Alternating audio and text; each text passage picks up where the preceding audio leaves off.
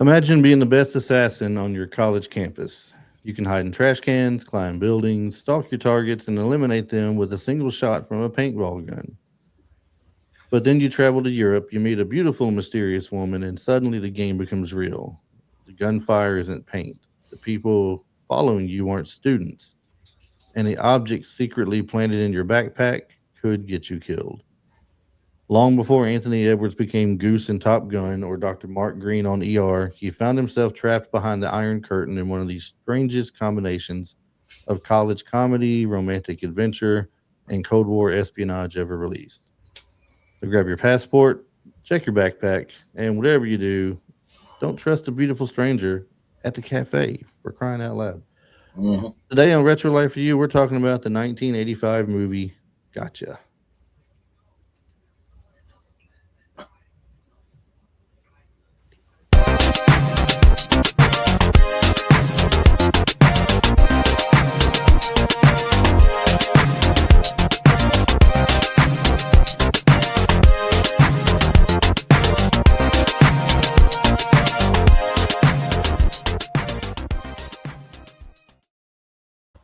And welcome back to Retro Life for You, the podcast where we revisit the movies, television shows, stars, and forgotten treasures that made the 80s and the 90s such an unforgettable decade or decades. Before we cross Checkpoint Charlie and get into today's movie, please take a moment to remember to follow Retro Life for You on social media. We are found on Facebook, we're found on Instagram, we have a TikTok account, we are on YouTube where you can follow us and see all the new stuff we have out every week. Just hit that follow and they click on something like a bell, right, Marty? Yeah, click that bell. Click that Hit that. bell. No, not to click that bell. Hit that bell. Hit that Hit bell. that hit that bell. Make it ring. Ding a Yeah, ling. make it ring. Make it That's ring. where you'll find all the episode announcements. Basically, we have some fun things sometimes, like some retro trivia, maybe some video clips we share, like trailers or something we find fun. Yeah, our little Um, short.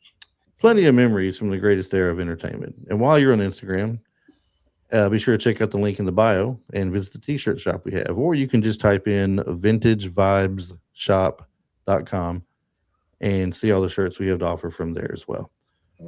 Uh, We have designs that celebrate retro movies, nostalgic pop culture, funny phrases, maybe a dad joke or two in there.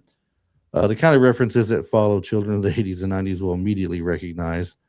Uh, so follow, share, comment, check out the shop. Those are all great ways of supporting us in the show and help us continue bringing these forgotten movies back to the spotlight. So make sure nobody slips in that mysterious roll of film in your luggage, like I said, because it's time to talk about the movie Gotcha, yeah, that Marty. was dirty, anyways. It was I what? mean, she was all like if she hugs up on him, and then she's her head was kind of on his shoulder, and she made sure his backpack was open and Yeah, slipped that microphone right into his backpack. right in there. Gotcha. Right? Yep, Gotcha. gotcha. That was released in by Universal Pictures on May 3rd, 1985. Marty, did you see this movie back in the day when it was released? Or, I didn't go to the theater and see this one. This one was probably a definite movie rental. Uh, and I want to say it was at one of my local mom and pop stores that I like to frequent at before there was a Blockbuster. That ran the mom and pops out of business. So, thanks, Blockbuster, yeah, exactly. the Walmart of movie rentals. The movie itself runs approximately 101 minutes, is rated PG-13. After initially it received an R rating, the filmmakers appealed that decision and the rating was changed to PG-13. Uh, Directed by Jeff Kanew, Kanew. That's Oh, a funny way of spelling Keanu. canoe. His, his It's not kid, Keanu. There's no key. It's not Ted Theodore Logan, man. No, it's like Kanew. Jeff Canoe, written by Dan Gordon from a story credited to Dan Gordon and producer Paul G. Hensler. The score was done by Bill Conti. So if you're a fan of early 80s films, you heard a lot of his things out there. You know who he was for sure from all the different things he's done. Jeff Canoe had already worked with Anthony Edwards on Revenge of the Nerds, which was released the previous year. His other directing credits include Eddie Macon's Run, Tough Guys, which we did sometime last year, Troop That's a Beverly good movie. Hills, V.I. Warshawski, and National Lampoon's Adam and Eve. The movie stars Anthony Edwards as Jonathan Moore and Linda Fiorentino as the mysterious Sasha, with Nick Corey, Alex Rocco, Klaus Lowitz, Marla Adams, and Christopher Riddell, all in supporting roles. Um, so before I get into the description of it, Marty, you watched this what 2 or 3 days ago, I believe. A couple of days ago. I think it was like on Sunday. Yeah, it was on Sunday. So is it anything like you remember watching the first time? Did you remember much about it when you rewatched I this past weekend? Not really, because when I first watched it back way back in the day, I was kind of young, and you know, only thing that I remembered is that that the character in the movie was having a lot of sex with a black haired girl. But the thing is, now that I've watched it again, I've grown a more respect for the movie because I followed more of the story this time instead of the sex scenes. So Funny how when you grow up that happens, right? exactly. So to give a brief description of the movies, this is a spoiler-free description, by the way. So if you haven't seen the movie, um, this is not going to give too much away for you, but we will be getting to some more direct things that are spoiler type here soon. So Jonathan Moore is an 18-year-old veterinary student attending UCLA. Socially, he's shy, inexperienced, and not particularly successful with the women. This is one area, however, in which Jonathan is almost unstoppable. I'm sorry. There is one area, however, in which Jonathan is almost unstoppable. He's the reigning champion of a campus wide game called Gotcha, in which students hunt assigned targets and eliminate them using paintball guns.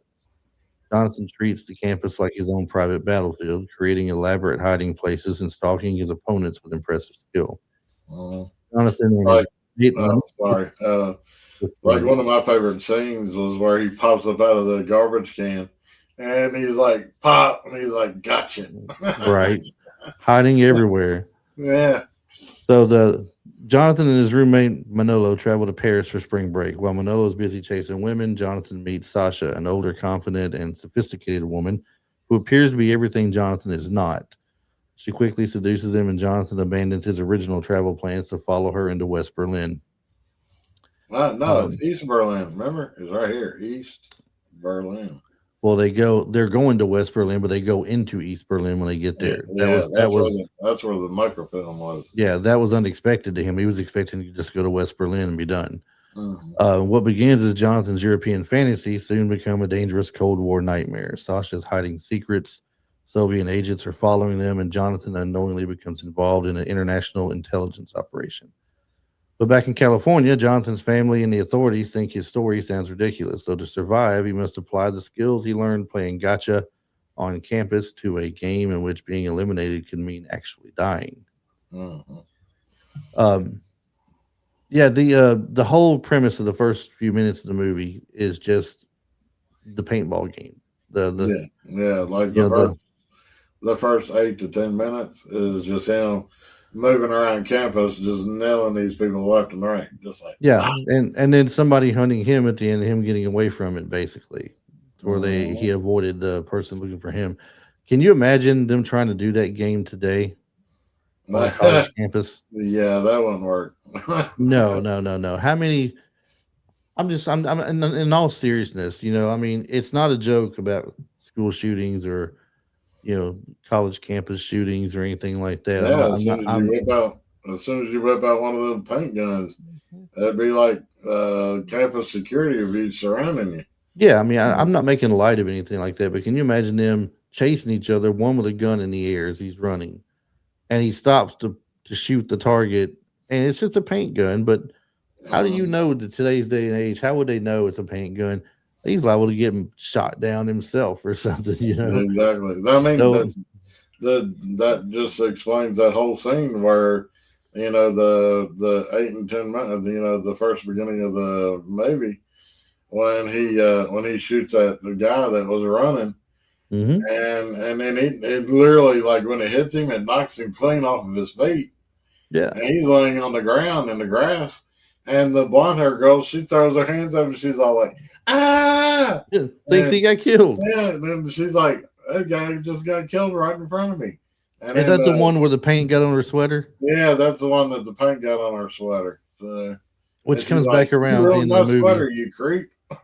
Yeah, it did, and keep that in mind because it comes back around at the end of the movie for sure. Oh yeah, what he does to her, dude, that was funny. But it's funny. He has the worst luck with girls, and he's always trying to ask them out. And he asks this one. He says, "Hey, are you busy this weekend?" And she says, "No, no plans." He goes, "Oh, would you like to go out this weekend?" She says, "No."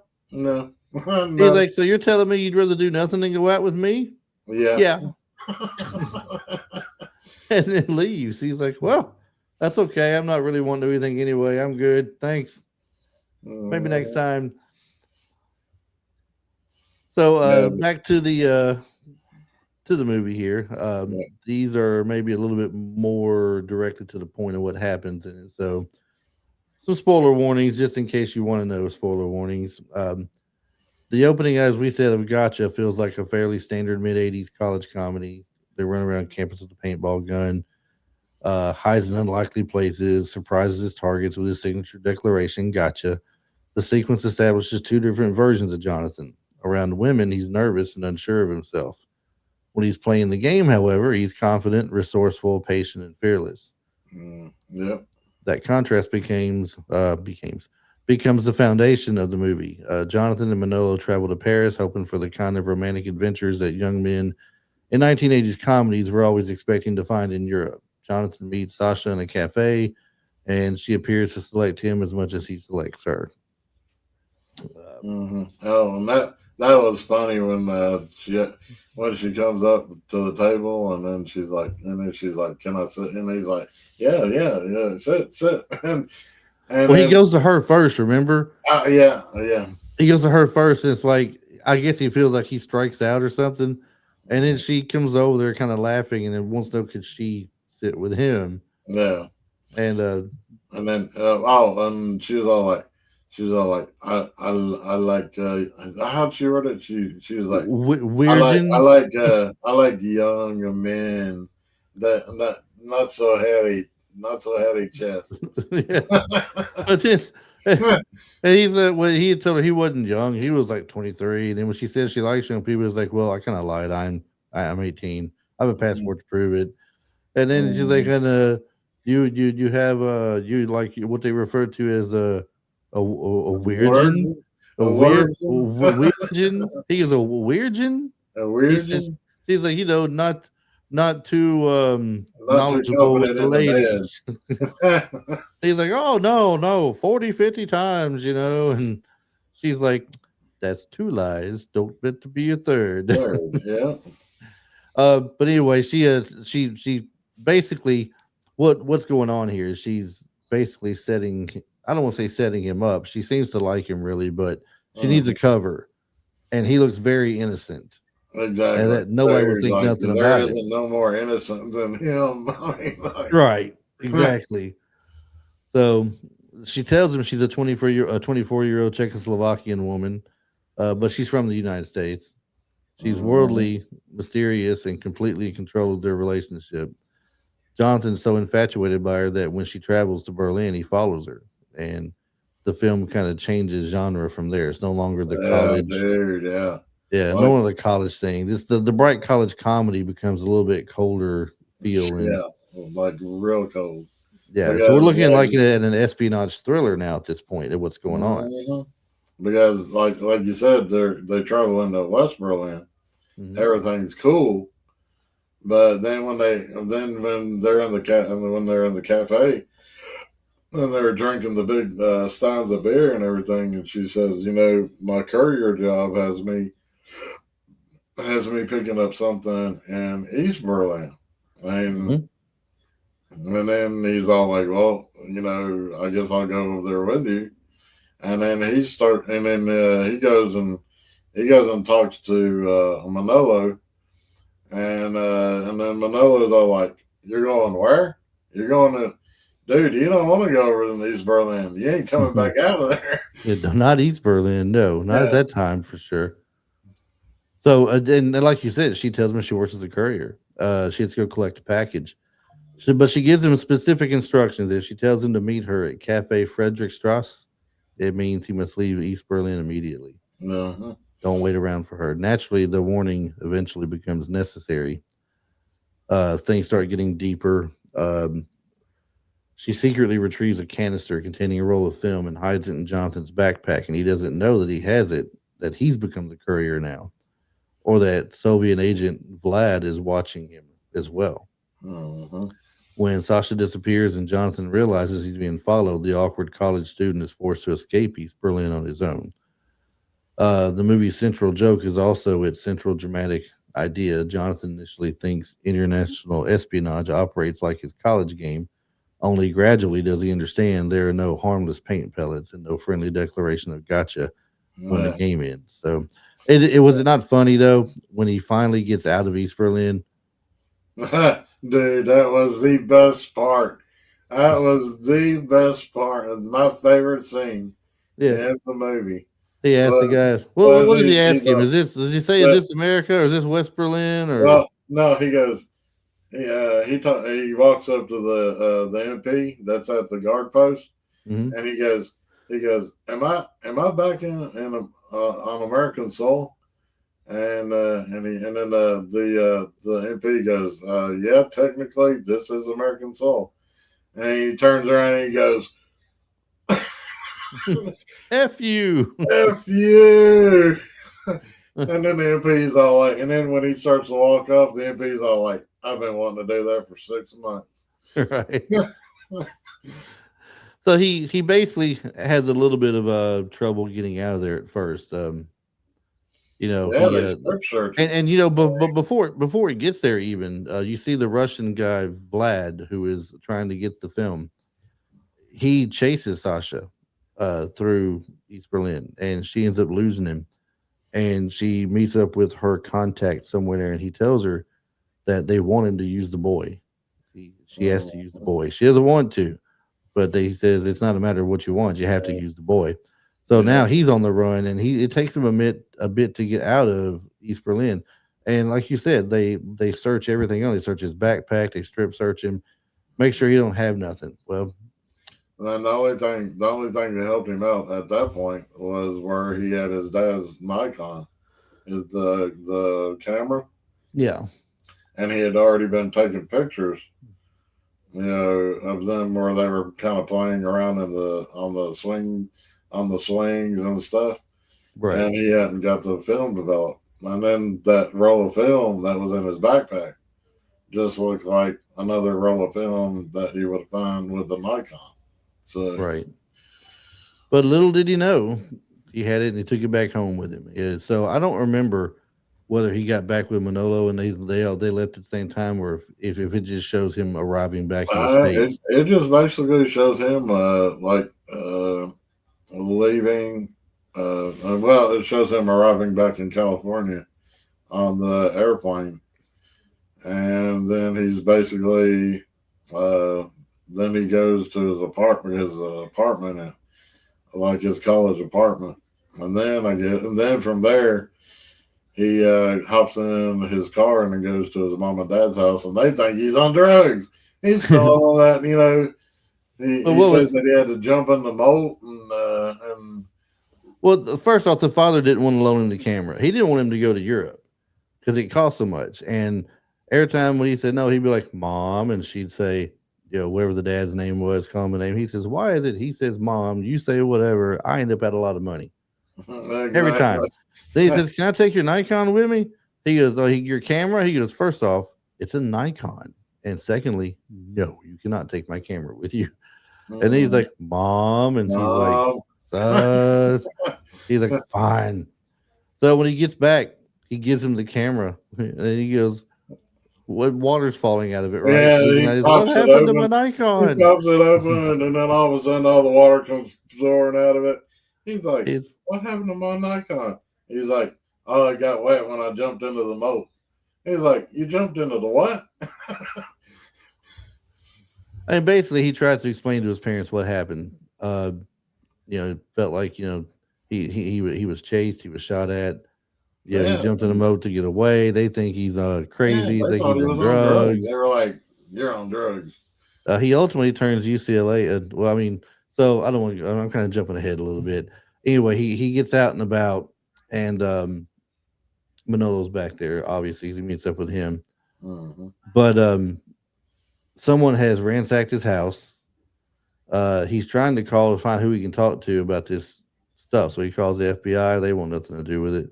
Tell him to call the CIA. So he calls the CIA, and they want him to come in with it. Well, it just turns out some people that ransacked his house They're were the same people. Yeah. they're in the same people. They're in that same office where so he don't know if he can trust them or not. And then all of a sudden he sees Sasha, and she's with him as well. Hmm. So he finally works something out with Manolo. But he says, "Are you still a homeboy?" He says, Yeah, I'm in for life, man. but he says he calls him something. Are you something else? Are you this? He's like, once you're in a gang, you're in a gang for life. So In they for work life, out something yeah. till they get Sasha to meet him somewhere, and they keep rerouting her like 800 different times. Yeah, but see, that's what she did to him too. Right. Remember? Like Yeah. she did it like 30 different times. Put Right. him on the subway car, like Hmm. told him to go to like some restaurant, and then called him and said, "Hey, meet me over at this other place." Yeah. So it's just payback. So basically, as it is, he meets up with her back on the UCLA campus, more or less, is where they're at. She reveals to him that she's not Sasha Banachek. She's even lost her accent. She's talking, Yeah, she's normal. talking straight. Yeah. So her name is Cheryl Brewster. She's an American intelligence agent rather than a Czech woman. She's from Pennsylvania or Yeah, Pittsburgh. Pittsburgh. Yeah. I mean, it's the same Pittsburgh, Pennsylvania. But I mean, she either said I couldn't remember if she said Pittsburgh or she said Pennsylvania.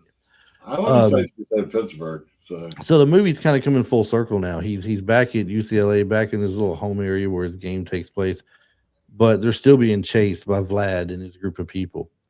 So now that they're there, he's decided he's going to take the fight to them. He goes to the little veterinary place where the teacher yeah. has the trank gun and the darts. Now my thing is, I know it's a veterinary. It's a classroom, and then you're supposed to have like animals there in the classroom. But man, a Bengal tiger in a cage. I thought that was a bit much too. I was like, dude, what if that What? tiger busted out of there? I Hey, mean, what kind of veterinary medicine are they getting into? I mean, are you a regular veterinarian in the states, or are you going to be a zoo vet?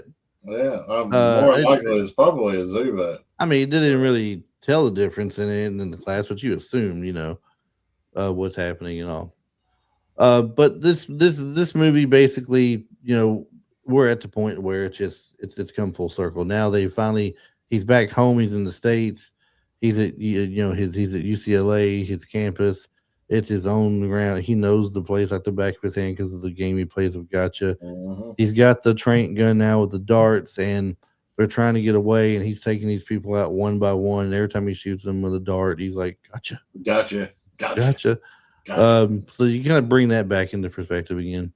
Um, so some of the pre-production notes, and then that's pretty much a rundown of the movie. I don't want to ruin it any too much more. I mean, this I don't really consider us ruining the movie. If you haven't seen the movie by now, it's 1985. Then I'm sorry, but that's what we do. We talk about the movies we Yeah, we see talk and about it. enjoyed about them. So, Yeah. but the movie changed studios at some point. Producer Michael Levy originally brought Gotcha to 20th Century Fox under a first refusal production arrangement.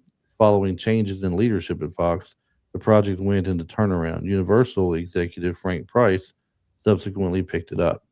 It became the first movie produced by Michael Levy Enterprises, making this strange Cold War adventure an important early project for the company.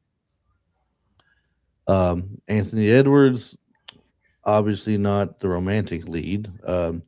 He'd been directed, as I mentioned earlier, the year before by Jeff Canoe in Revenge of the Nerds. But some studio executives reportedly doubted that one of the movie's nerds could carry Gotcha as a romantic leading man. Mm. Canoe disagreed and strongly argued for Edwards. That decision is interesting in hindsight because Edwards would appear in Top Gun the following year and eventually become one of television's most recognizable dramatic actors on ER. At the time, however, he was still fighting against the comic nerdy image created by his early roles. The production filmed, let's see, in real international locations as well. In some places, they had to fake and rebuild just right down the road from them or something. But rather than attempting to fake the entire European adventure in California, the production filmed in Los Angeles, Paris, and Berlin. That location work gives the middle portion of Gotcha a genuine Cold War atmosphere feel. It was several years before the Berlin Wall fell, so the border dividing East and West Berlin was still an active political and military reality. The Hmm. filmmakers were only allowed to shoot in West Berlin, but they could not simply cross over and film on the eastern side. So they constructed their own Berlin Wall.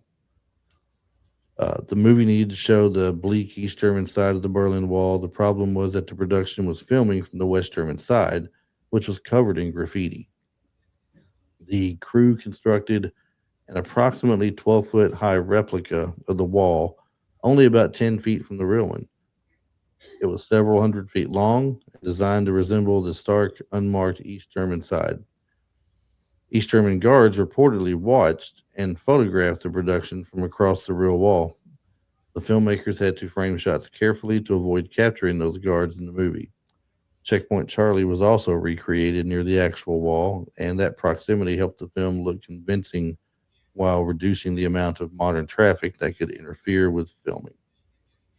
So I guess I wonder what's that actually like. They do that to this day today. When they film in desert areas in the Middle East, if it requires if the movie you're in needs a Middle East feel, instead of just building a set that looks like it, they'll go to They'll places actually like go, yeah. Afghanistan or Mhm. Israel or maybe Iran, Iraq, somewhere in I'm there. And pretty film sure, like, if they are filming over there, they probably have like the Iran military police, like around them, guarding them at all time and it. Yeah.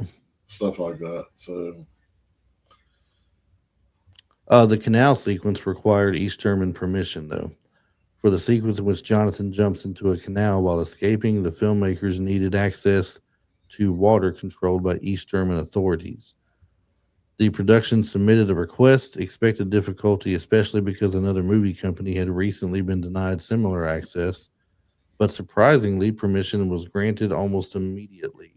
hmm, This gives a seemingly ordinary action scene a fascinating background. The crew was making a fictional Cold War thriller while negotiating with the very government represented as one of the threats in the story. yeah.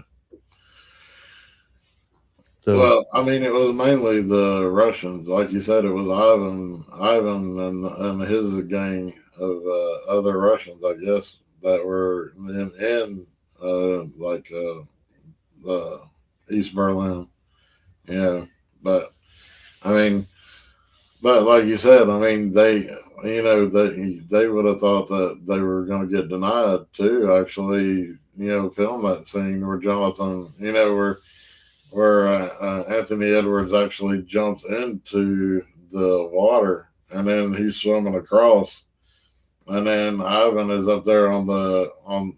It looked like some kind of like a like a fort, because of where you saw like when they were running around in there.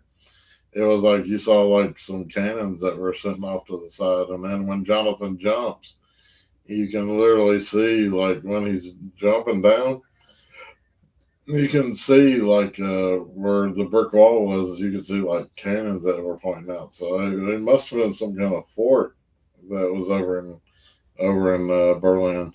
So that they filmed that. yeah. And we mentioned earlier how you got a PG-13 rating. Originally, it was an R. This happened basically right after when PG-13 had been introduced in '84. Um, I can't remember what it was they had to appeal that made it an R. That probably the FU number, and probably the Sasha when she got strip searched. The I think there was like a top shot. So There was briefly, yeah.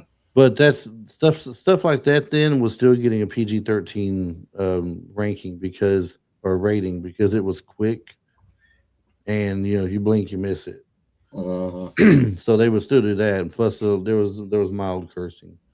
But I mean, maybe between that, And the gun, maybe the the kind espionage, of sort violence, of and gunplay. yeah the gunplay yeah. Because it does say here this about it being changed over. This helps explain the film's somewhat unusual mixture of teenage comedy, sexual material, gunplay, and legitimate espionage violence. Director Jeff Canoe, talk about him for a moment. Began his career as a film editor. He worked on projects including The Black Stallion before moving into directing. By 1985, his best known directing success was Revenge of the Nerds, and that movie was a broad campus comedy, while Gotcha asked Canoe to combine several very different tones. Uh, it consists of a college comedy, a coming of age romance, a European travel movie, Cold War espionage thriller, and an action comedy finale. Uh, Whether these ingredients blend successfully is one of the biggest questions surrounding the movie. Do you feel like Marty that they did a good job of? I feel like they did a great job on the movie because you got everything because like you said you got the Cold War espionage. Mhm. You had like the little comedy between Manolo and Jonathan, and and then you kind of had that kind of like that little touchy feely moment when Jonathan was starting to kind of he was having feelings for well I'll call her Sasha for right now. So Yeah. Well, yeah. and he told her that he said it probably sounds crazy. He said, but he thought he loved her and everything. And Mhm. she was like, "No, it's not crazy, but she's still stringing him along a little bit at this point. She pretty much has to. Um, the European section's often considered the strongest because Canoe allows the humor to fade and creates a surprisingly tense cat and mouse chase. Once Jonathan returns to California, however, the movie becomes broader and less realistic again. Roger Ebert made a similar observation in his original review, praising portions of the European chase but arguing that the story became less effective after returning to America. He also felt Sasha was more interesting character than Jonathan and that the film missed an opportunity by not exploring events from her perspective. Mm. So Well, to I don't know. I think it was an even match really. So yeah, because like Ivan the bad guy. You had him actually chasing Sasha at one point, and then at one point you had Ivan chasing Jonathan to the fort at right. one point. So I mean, it was almost very even if you think about it. So So let's jump on the cast a little bit. We're not going to talk about a lot of people. There wasn't a lot of well-known people, at least not to me or anything, in here. Anthony Edwards, as we mentioned, is Jonathan Moore. I'm not going to go over the description of him again. We've done that twice probably already. Now, before Gotcha, like I said, he was in Revenge of the Nerds. He appeared in Fast Times at Ridgemont High. I don't remember what he did, but he appeared in it, mm, as well as Heart Like a Wheel. 1 year after Gotcha, he played Lieutenant Nick Goose Bradshaw in Top Gun. Talk to me, Goose. yep. That role introduced him to a much larger audience and became one of the defining supporting performances of 1980s cinema. Everybody remembers Goose. Oh yeah. Yeah. Other notable credits include, as I mentioned, Top Gun, Revenge of the Nerds, Miracle Mile, Mr. North, Downtown, Pet Cemetery 2, Zodiac, Inventing Anna, and We Crashed, not to mention as Dr. Mark Green on ER, a performance that earned him a Golden Globe and multiple Emmy nominations. Mm-hmm. Linda Fiorentino as Sasha slash Cheryl Brewster. Sasha is the movie's most mysterious character. She is seductive, she's calculating, brave, and always several moves ahead of Jonathan. Fiorentino had a remarkable year in 1985. She appeared in Vision Quest, she was in Gotcha, and Martin Scorsese's After Hours. Uh, Her later films include The Moderns, Queen's Logic, The Last Seduction, Jade, Men in Black, Dogma, and Where the Money Is. Her performance in The Last Seduction became one of the most acclaimed neo noir performances in the 90s because that film was shown on television before its theatrical release. She was ruled ineligible for an Academy Award nomination despite receiving major critical praise. I didn't even know they did that. I mean, they showed the film on TV before theatrical release. That wasn't really a common thing. No, not really. Hmm.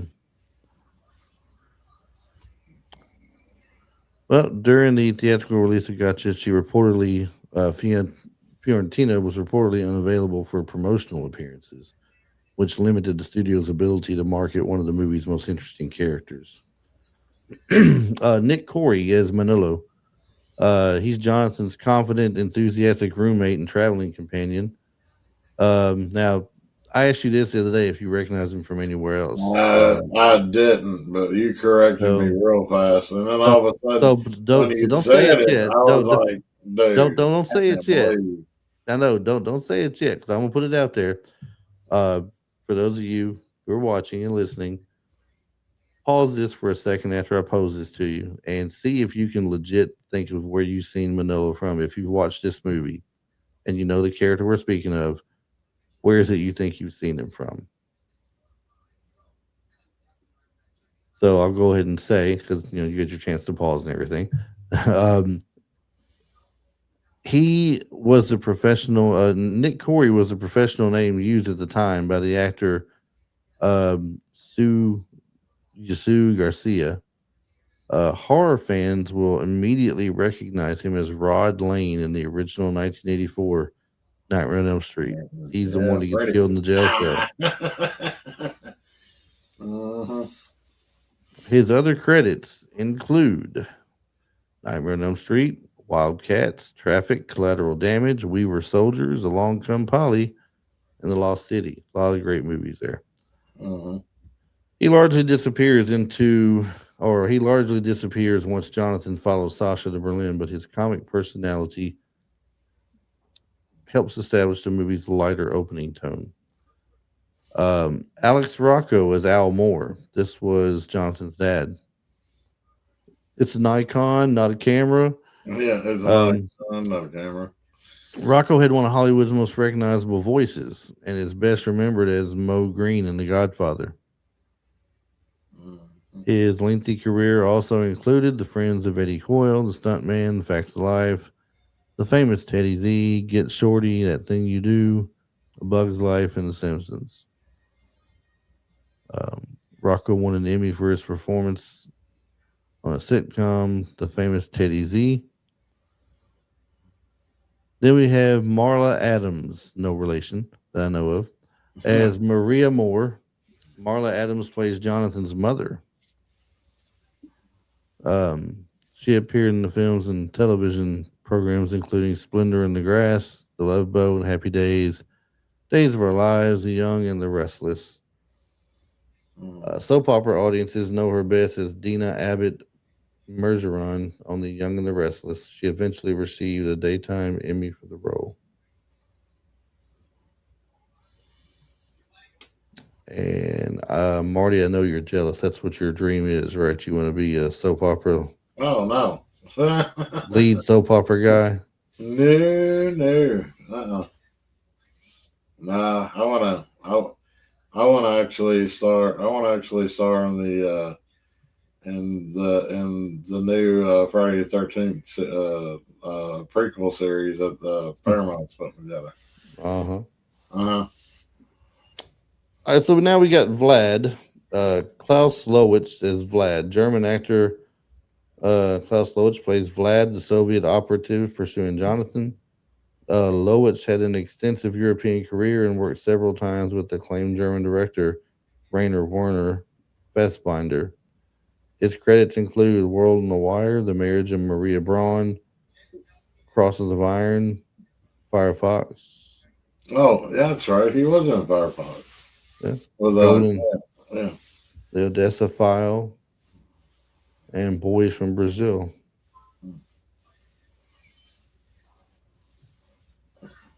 Then we have Christopher Rydell as Bob Jensen. He plays intelligence operator Bob Jensen. His acting credits include On Golden Pond, Mask, Trauma, Queen of the Lot. He's also the son of director Mark Rydell, whose films include The Cowboys, The Rose, and On Golden Pond. Mm. Which Uh, I've only seen on Golden Pond like maybe once, and that was enough for me. So I don't know if I don't even know if I've watched it once, honestly. I got talked into watching it. So and I was like, and I at one point I wanted to run off. So Well, David Wool appears as Johnson's veterinary professor. Now he's one of those people that we mentioned a lot. It's got the face you've seen somewhere, right? mhm. And I know which movie I'm about to say that I've seen him in that I recognize him from, but he was in several. We got Terms of Endearment, Police Academy, Brewster's Millions, which is where I remember him from. Yeah, Hot Shots Part 2, Saving Private Ryan, and Sophie's Choice. I think I remember him from. I want to say definitely Brewster's Millions. He was one of the lawyers, wasn't Yes. he? Yeah. Absolutely. And as far as anybody else considered for the roles in this movie, once again, like we've talked about in several past ones, the last month or so, there's no real dependable source that says other names or other actors were formally considered. So it looks like they got what they were targeting for the whole time, apparently, or just no one knows about it. Yeah. But it is tempting to speculate about other young actors Universal might have considered in '84, but without a casting memo, interview, or trade report, attaching names would turn speculation into false trivia somewhere down the road.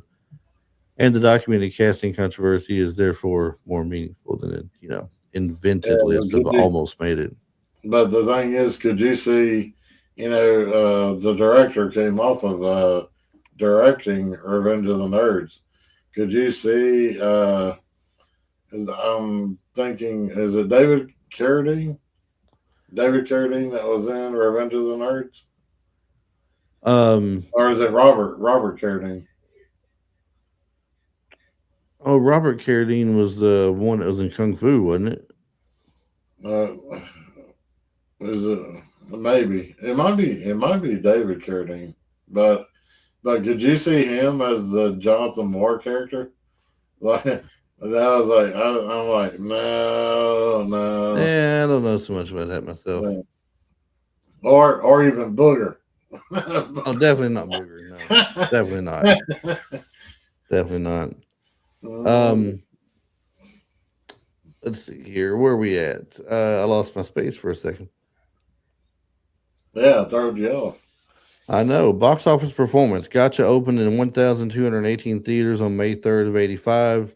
It brought in approximately 2.36 million, placing it third for the weekend. Um, Behind Office Mojo. Um, then let's see here. Box Office Mojo reports a final domestic gross of 10,806,919. And that's worldwide or just That's a world. Well, no, final domestic gross. oh, okay. Yeah, they probably didn't list worldwide, more than likely. So Yeah, and then we got. Let's see. The film's reported budget was approximately 12.5 million. Using the higher domestic total, it still failed to earn back its productive budget from the theatrical rentals alone. And remember that studios didn't not receive it. The studio they did not receive every dollar sold at the ticket window, and advertisement and distribution costs were basically added on top of the production budget. So takes away from it. Um, mm, Makes Gotcha a theatrical disappointment rather than a major hit. yeah, but I think well, I don't know. VHS didn't really help it out a lot, and then like I want to say when it finally did get released, to like HBO Hmm. and like Cinemax and stuff. I mean, more than likely they probably bought it outright, to air it on HBO and Cinemax. So Right. But it did face a crowded 1985 marketplace filled with movies, though, that year. Gotcha was a theatrical disappointment, but then it became a major hit with VHS. But mm, there's also all these movies here. Picture this: you're in a crowded marketplace of movies in 1985. Surrounding you is Beverly Hills Cop, Witness, Police Academy 2, Code of Silence, and shortly afterward, Rambo: First Blood Part 2. Later that summer, Universal would release, some fly-by-night film called Back to the Future. yeah, It yeah, may it yeah. may or may not have done good. I don't know, but hey, Mhm. you know what, I got to say that Back to the Future bit, it reminds me of something, Marty. It reminds me of something. It I does. It can't reminds me of something too. I can't quite put my finger on it, Uh-huh. um, because I can't read stuff this small. But I'm thinking that right there is what it Yeah. makes it remind me of. Now, for those watching, you can see I'm just taking a little quick flashback. I wanted to do this when I knew we were going to talk about Back to the Future being in the same summer. This is our Mhm. 88 mile per hour club car or shirt. It's obviously an indirect reference to one of our favorite time traveling movies of the 1980s. Exactly. Um, does have a DeLorean on the front, but it's not the DeLorean from the movie. It's a little bit different. But Yeah, a they are little bit. definitely traveling the 88 mile per hour club. Mm-hmm. So, Well, I was about to say you could show them the other one that we referenced Back to the Future, that's for another day. So back to Perf. What was it again? that I was forgot. uh, I know per was in it. Yeah, Hey, 88 miles per hour. So per hour. That's what it yeah, was. All right. You're a smart cookie there, Marty. well, I try to be. I try to be.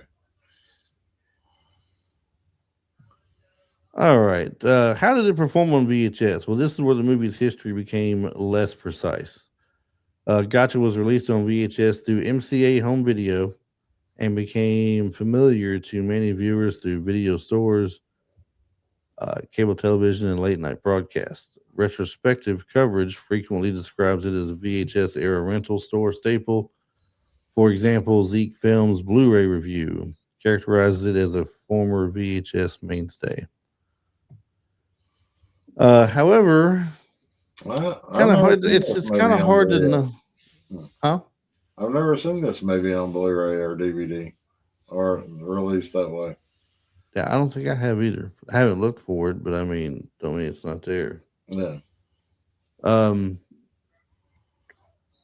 says cannot trust local trustworthy public figures for the number of tapes sold.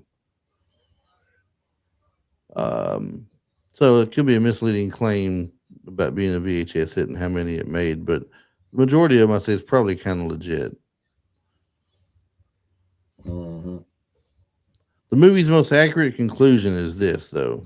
Gotcha did not become a major theatrical success, but home video gave it a much larger than life than its box office numbers might suggest. Its memorable cover artwork, youthful cast, espionage premise, and recognizable talent, or I'm sorry, title, made it well suited to the video store browsing experience. It became one of those films that many viewers discovered from the shelf rather than during its original theatrical run. But the film later received DVD releases and a Blu-ray edition from Kino Lorber Studio Classics in 2020.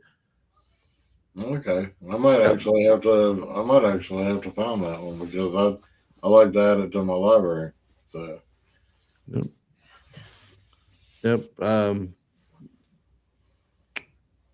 Where'd it go? Later received DVD releases and a Blu-ray edition from Kino Lorber Studio Classics.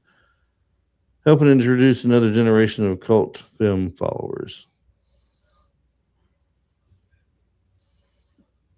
And I do believe this is the part about the music and the score. Yes, it is.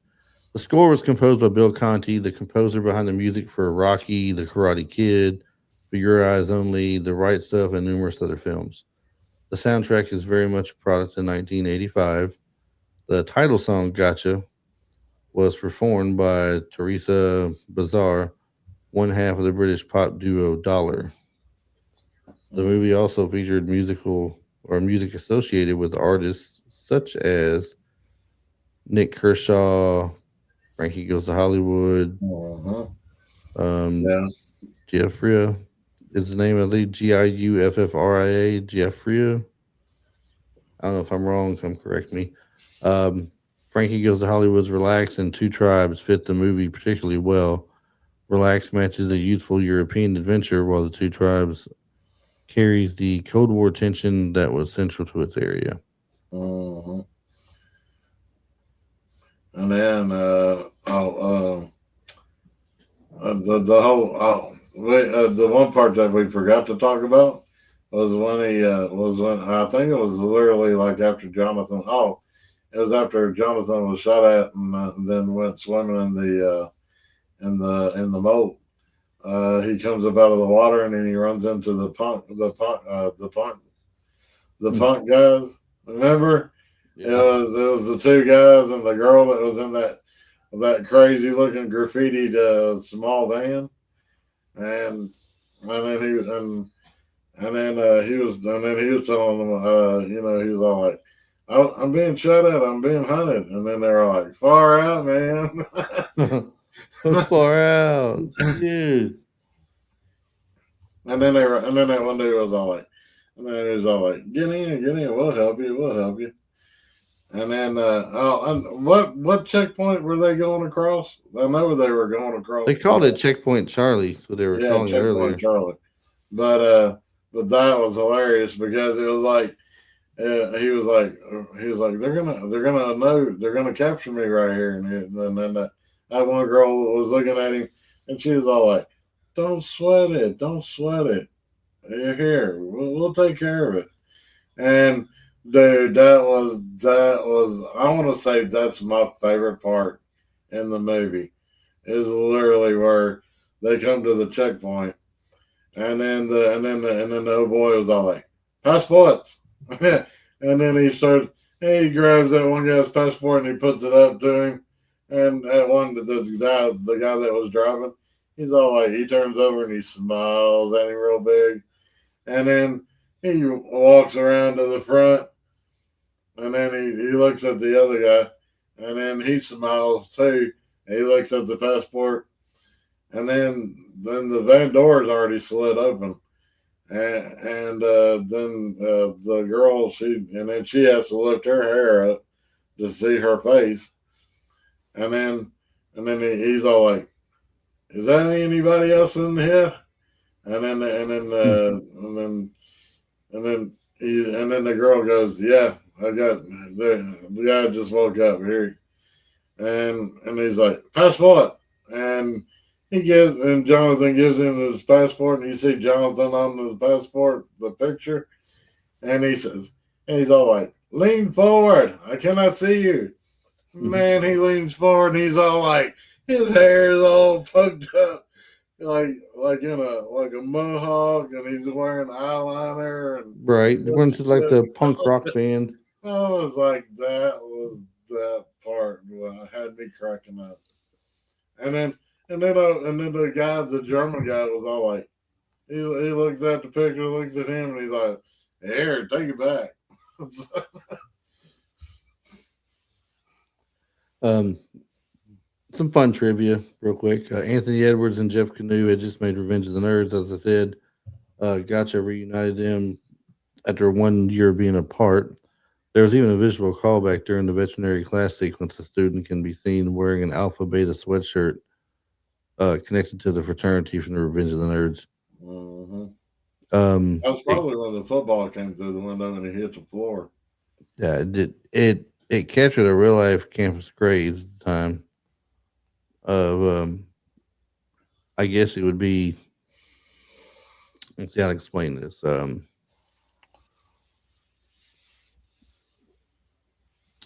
They, you know what? That doesn't even make sense. I'm not even going to talk about that one. So anyway, well, we'll skip the rest of that one. That was stupid. I apologize, everybody. That's just stupid. I don't even. I started reading that. I couldn't get out of it at that point. It captured a real campus craze. The movie's opening game was inspired by the game Assassin or Killer, a real game that became popular on some college campuses in the late 70s and early 80s. Players were assigned targets and attempted to eliminate them with water pistols, dart guns, or other harmless weapons. Concept feels much more alarming today, Marty, as I mentioned to you earlier, Yep, you particularly get when the film shot. shows students carrying realistic You looking would guns get around a shot. classroom and campus buildings. Somebody's going to get shot. This was actually released during the early days of paintball. Paintball was still a relatively young commercial activity when Gotcha was made. The first organized paintball game, generally recognized by the sport's history, had taken place only a few years earlier in 1981. Mm-hmm. Dude, I tell you what, the paintball pistols back in the day, Hmm. they'd only carry like maybe 4 or 5 shots as you could load into the top barrel. The the older the game got, the more sophisticated it got because you could literally have like these big containers on the top of the gun, and it would hold like 200 to 300 pellets. Yeah. And you could literally just sit there and just go tap tap tap tap tap tap tap and just tap the trigger, and that stuff just to be flying at you. So Now, the great thing about this, of course, the whole paintball thing released during the early times of paintball, it also created a video game about 2 years later. Did you know there was a video game based on this? really, gotcha. LJN released Gotcha the Sport for Nintendo Entertainment System. The game used the NES Zapper light gun and focused on paintball style capture the flag matches. It Okay. essentially adapted the sport and the title rather than the movie's romantic espionage storyline. Um, let's see. Anything else good on here? The film was banned in the Zimbabwe capital. After a 2 week run, it got banned following complaints from the Soviet and East German embassies. Hmm. That's Uh, all right. yeah. The wall scene in the movie was beside the real wall. Uh, Berlin Wall come crumbling down. Anyway, Mm-hmm. But that was in what, the late '80s when the Berlin Wall finally came down. I believe so. Yeah. Yeah. Now Sasha is not her real name. The credits identify Linda Fiorentino's character simply as Sasha. She tells Jonathan that her Sasha's her nickname connected to the name Alexis Yeah. and presents herself as Sasha Banachek. Her real Mm-hmm. identity is ultimately revealed to be American intelligence agent Cheryl Brewster. And I guess it's just to help get the trust back into him and everything. All right. Although she did want to work, she was working with him at that point, not with the company and put him in harm's way. Mm-hmm. But that was the thing, when he's running around campus, putting darts in all these bad guys. Hmm. She didn't have a gun on her at all. You would thought that she would have had, something on her, but she was running around with him, and all he had was just the dart gun that he took from the classroom. So Right.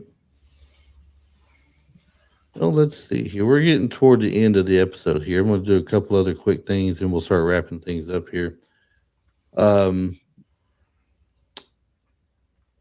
I believe as far as the little tidbits of trivia, I think that's about done for there. The movie itself, just to talk about it for one more second here, critics were generally mixed and negative. They were mixed about it or they were negative about it. The movie was criticized for its tonal shift, implausible plot, and its return to broader comedy in the final act. Um, Roger Ebert awarded it 2 out of 4 stars. He thought that the European chase demonstrated skill, but felt the movie became less convincing once Johnson returned to the United States. He also argued that Linda Fiorentino's character was more intriguing than the protagonist. So that criticism raised a good question. Would Gotcha have been a stronger movie if Sasha had been the main character? Who knows? I don't I don't know. know. Might have been. Might have been. Yeah. Could have been. From her point of view, the story involves an intelligence agent who selects an innocent young tourist as an unknown courier and manipulates him, Hmm. puts him in mortal danger, struggles to complete the mission.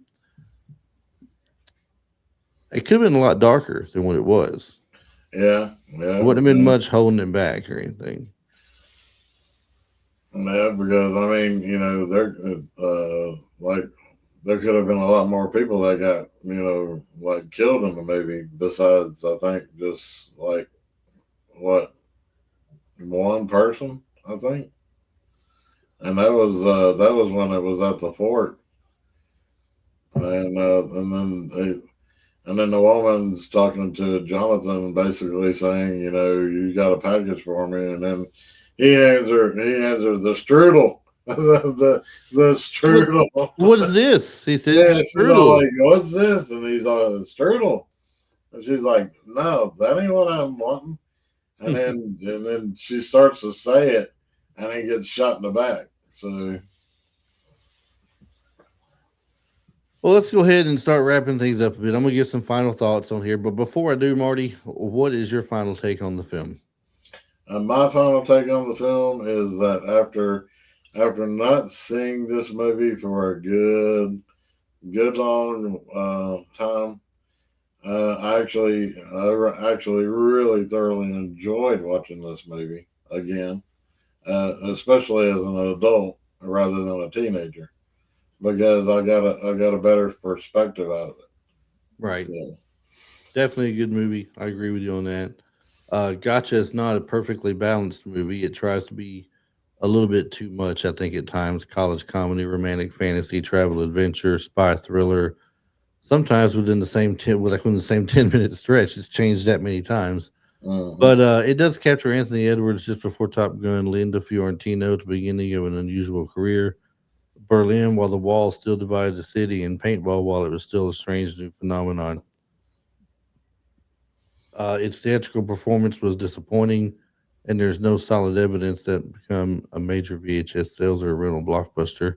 But home video kept it circulating long enough to earn a place in the memories of viewers who encountered that distinctive box at their neighborhood rental store.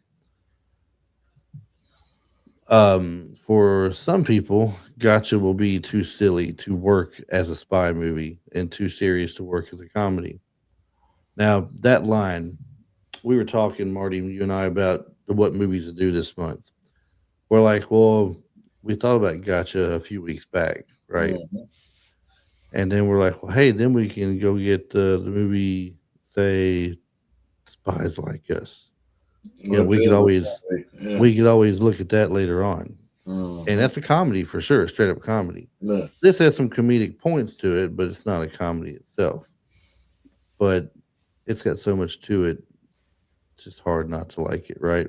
All right. It may not be Top Gun, it may not be War Games or The Sure Thing, but if you discovered it on VHS at exactly the right age, Gotcha probably never completely left your memory, which is what probably you were talking about earlier. Yeah, Um, the stuff. the Yeah, stuff. the stuff. All right, so it's going to bring our international game of cat and mouse to an end today, I believe. Hmm. So, for all you listening out there today, what are your memories of Gotcha? Did you discover it at the video store, or is this one of those Anthony Edwards movies that somehow passed you by? Let me know on social media, and don't forget to follow Retro Life for You so you never miss another trip into the movies and television shows of the 80s and 90s. You can also visit the T-shirt shop, as I mentioned earlier. A lot of great indirect reference shirts.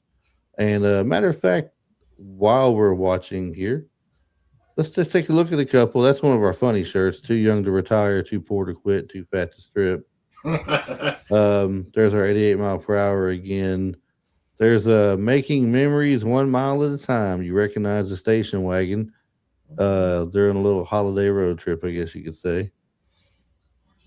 National Lampoons. Yeah. Um, Oh, that's a dead giveaway. that's a Andy. dead giveaway. Yeah, definitely an Indiana Jones reference. Gotta love it. We have one for the Last Dragon. We covered a couple of years ago or last year, one of the two. A lot of fans, people tell me that they love this movie a lot, Yeah, I and I do. do too. Yeah. So anyway, shirts, shirts, And more shirts, shirts. and more shirts. Get Mhm. you shirts. Get you some reference shirts. Get you some funny shirts. Buy a funny shirt and send it to mom or dad and something. You know, Yeah. they'd use a good laugh. Yeah. So, and as I mentioned, you can, of course, you're going to get that to the t-shirt shop. Visit also the Instagram page and follow us there. That's still steadily growing. It's been growing a little at a time each week. Hmm. It's Which like it we just keeps getting which bigger we and do bigger there. appreciate it. So We do, absolutely do. Um, you can also visit. Let's see now. Until next time, Marty, keep watching these classics, keep supporting physical media, and always check your backpack before crossing an international border. mhm. This has been Retro Life for you, and as Marty, should we say, as Jonathan would say, gotcha? Or would you like to let people know what they need to do? They always need to stay retro. Retro.